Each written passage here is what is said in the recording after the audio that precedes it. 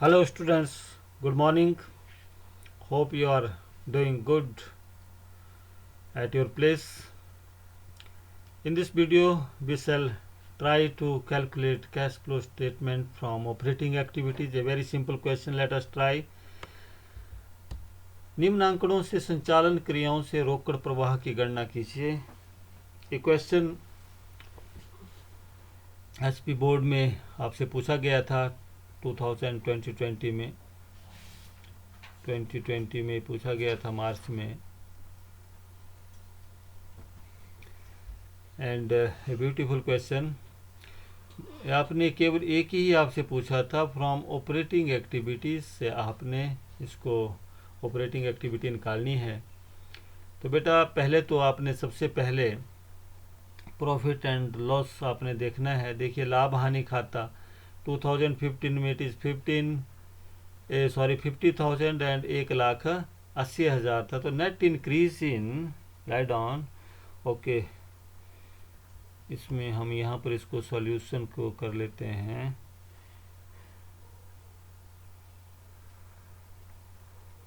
Net increase in profit and loss account, ये हो गया बेटा आपके पास 1,30,000.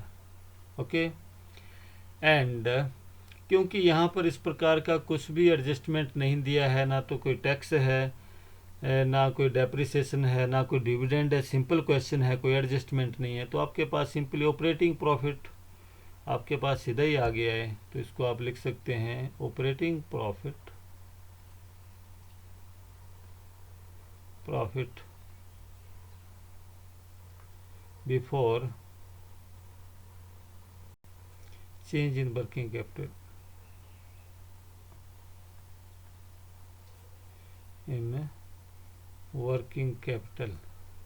It is 1,30,000. क्लियर है जी. ऐड आपको बेटा मैंने बताया था डिक्रीज यदि आपके पास इन करंट एसेट होता है तो उसको ऐड करेंगे, और दूसरा है यदि इंक्रीज होता है किसमें करंट लायबिलिटी, उसको भी आप ऐड करेंगे. ओके, और बेटा लेस क्या करेंगे, लेस करेंगे इसका उल्टा आप देख लीजिए. इंक्रीज इन इसको याद रखने के लिए आप increase in current asset and decrease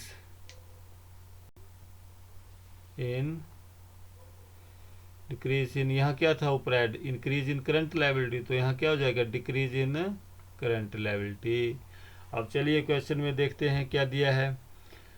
सबसे पहले तो आपने देखना है डिक्रीज इन करंट एसेट. देखिए जो डिक्रीज हो रही है उसको ऐड करिए, इंक्रीज हो रही है तो लेस करिए.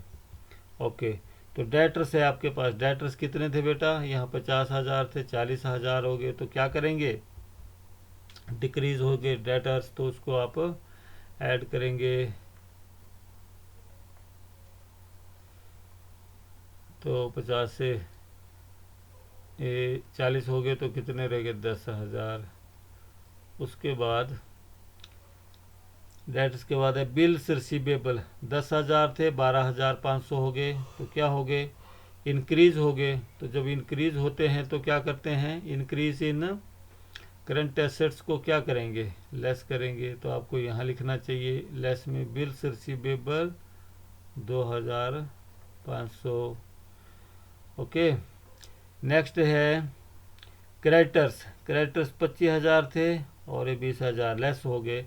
तो आपकी जो लायबिलिटी है वो लेस हो रही है. लायबिलिटी क्या हो रही है बेटा, लेस हो रही है. तो लेस हो रही है लायबिलिटी, तो डिक्रीज इन करंट लायबिलिटी को क्या करेंगे, लेस करेंगे.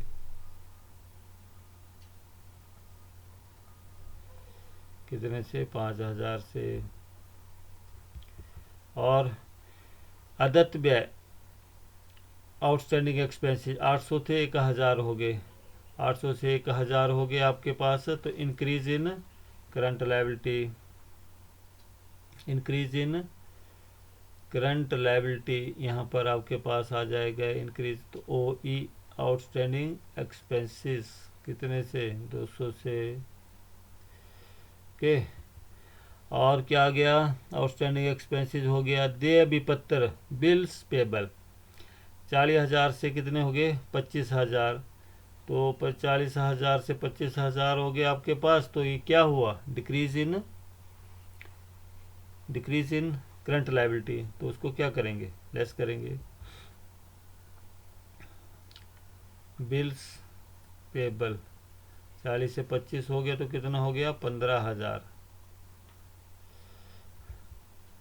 और एक्रूड इनकम 6,000 से 7,000 हो गई, तो आपकी करंट एसेट्स बढ़ गई, तो current asset increase in current assets को क्या करेंगे लेस करेंगे, तो एक्रूड इनकम कितनी हो गई बेटा 1,000 हो गए। जो लेस वाले आइटम होती हैं इनको हम विद इन ब्रैकेट लिखते हैं, लिख लीजिए विद इन ब्रैकेट, ओके।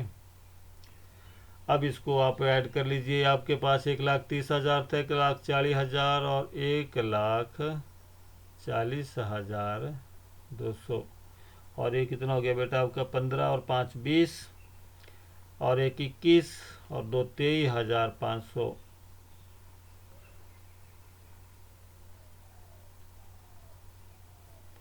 और ये लेस हो जाएगा तो आपके पास ये क्या आ जाएगा, यहाँ पर आपने लिखना है cash flow from operating activities, cash flow from operating activities,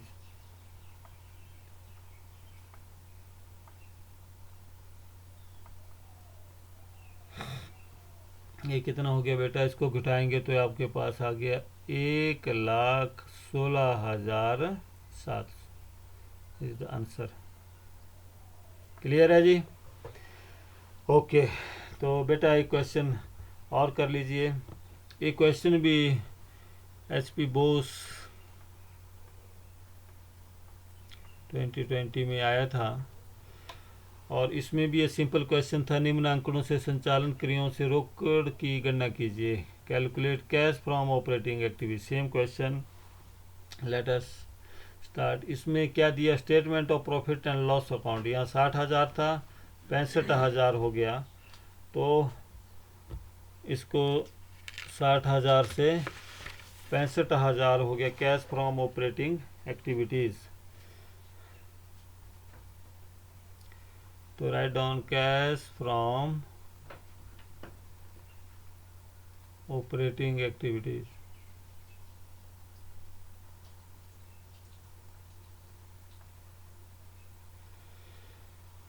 then cash from operating activities में सबसे पहले आपके पास आ गया नेट इनकम,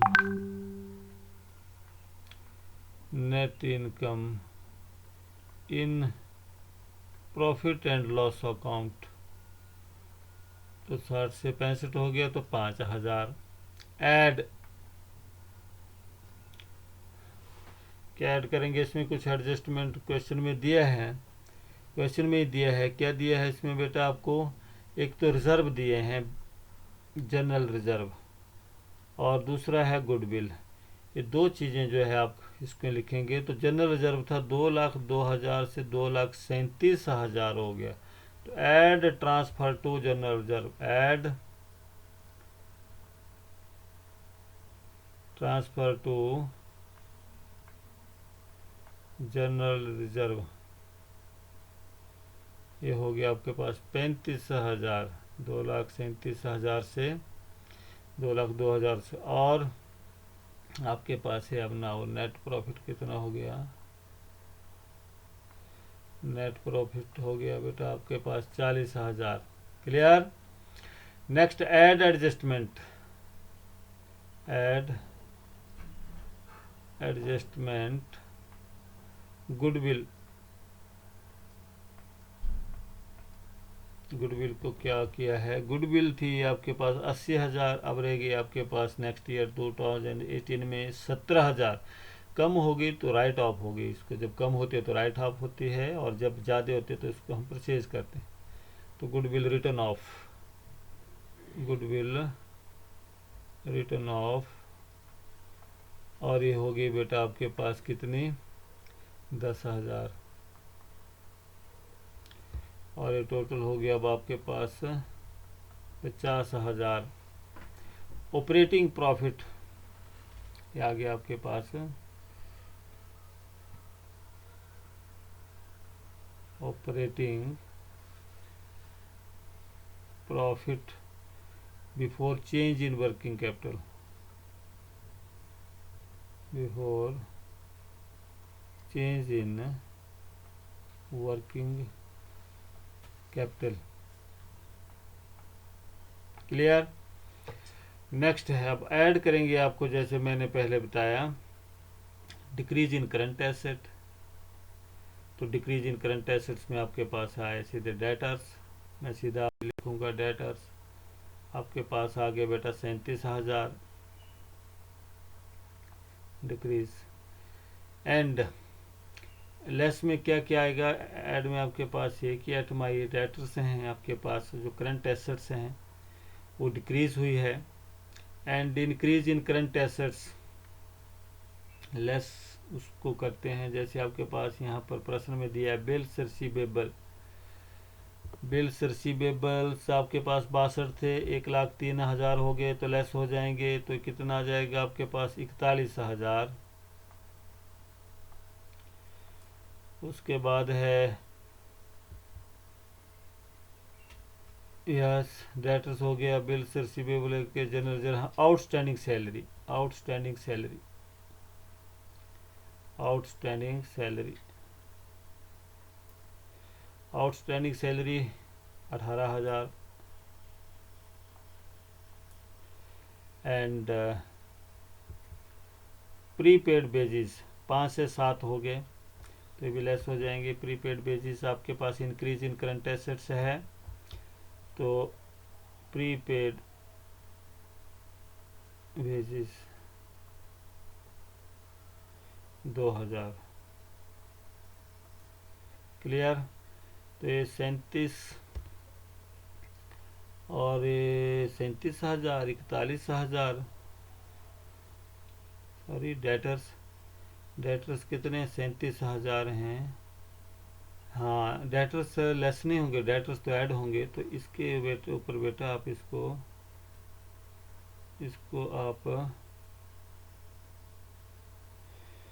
आप ऐड करेंगे,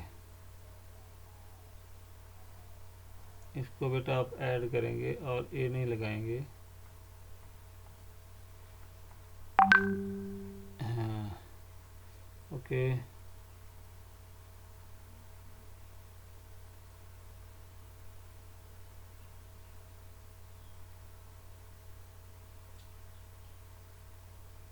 यस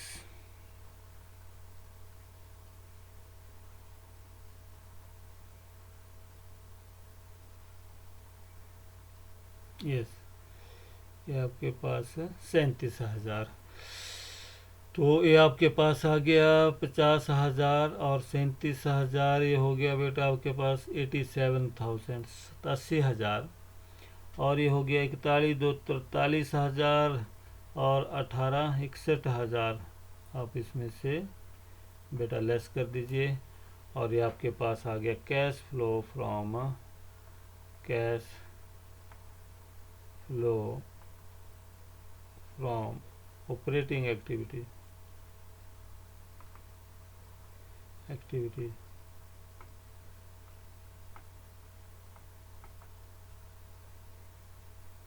ये आ गया आपके पास 26,000। Clear is the answer. इस तरह है आपके क्वेश्चन, बहुत आसान क्वेश्चंस। तो दोनों क्वेश्चंस में ऑपरेटिंग एक्टिविटीज़ के प्रश्न आए थे परीक्षा में। बच्चों होप आप इसको अच्छे से समझ गए होंगे। इसी तरह के और प्रश्न और आप ट्राई करिए। और okay, thank you very much, please do give me feedback, thank you.